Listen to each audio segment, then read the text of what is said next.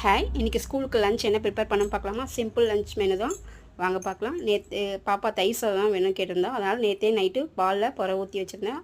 எப்படி கட்டியாக தயிர் க்ரீமியாக இருக்குது பாருங்கள். பாதி தயிர் வந்து பார்த்திங்கன்னா ஒரு பச்சை மிளகாவை போட்டு ஃப்ரிட்ஜில் வச்சுருந்தா கொஞ்சம் புளிக்காமல் இருக்கும்னு செப்பரேட்டாக வச்சு விட்டேன்.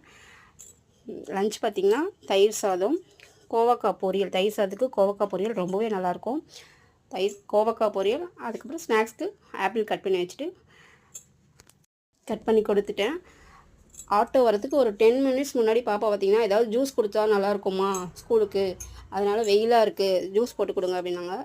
என்ன ஃப்ரூட்ஸ்னு பார்த்திங்கன்னா வீட்டில் ஆப்பிளும் வாட்டர் மெலன் தான் இருந்துச்சு. சரி, வாட்டர் மெலன் இருந்துச்சு, சுகர் போடாமல் லாஸ்ட் மினிட்ல ஜூஸ் போட்டு கொடுத்து ஸ்கூலுக்கு அனுப்பி விட்டுட்டேன். மதியம் லஞ்ச் பார்த்திங்கன்னா தயிர் சாதம்னா எனக்கு அவ்வளோவா பிடிக்காது.